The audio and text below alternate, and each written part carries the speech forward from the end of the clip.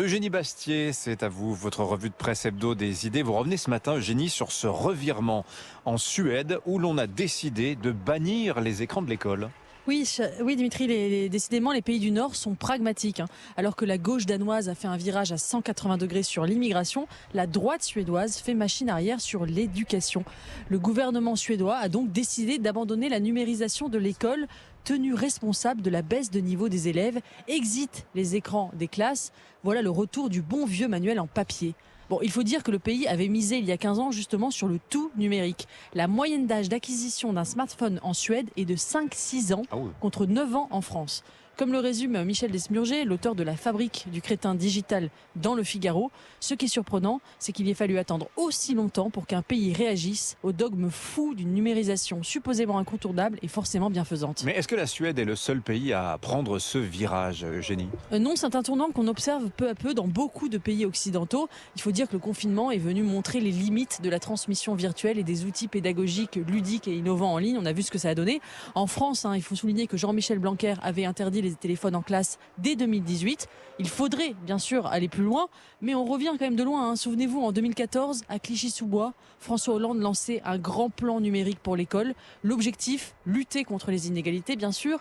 Des tablettes étaient distribuées, des collèges suréquipés au grand bonheur de Microsoft. Najat Vallaud-Belkacem, alors ministre de l'Éducation, disait « Un professeur de musique doit avoir la possibilité d'initier ses élèves au piano sur tablette ».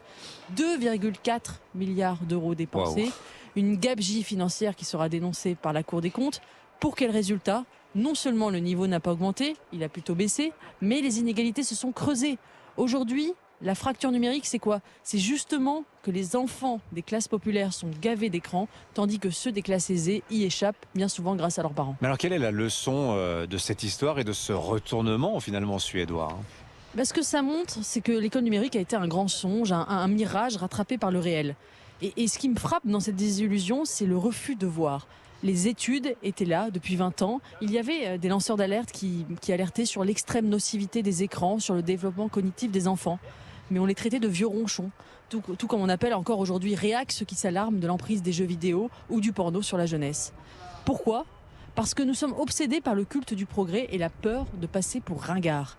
Cette peur de rater le coche a touché jusqu'au brillant philosophe Michel Serres, vous savez, l'académicien, qui s'enthousiasmait pour la petite poussette. Il appelait ainsi les jeunes de la génération numérique qui, selon lui, n'avaient plus besoin d'apprendre puisque tout le savoir était désormais disponible en ligne à portée de pouce. Voilà, c'est ça. Oui. C'est pour ça qu'il y avait le pouce.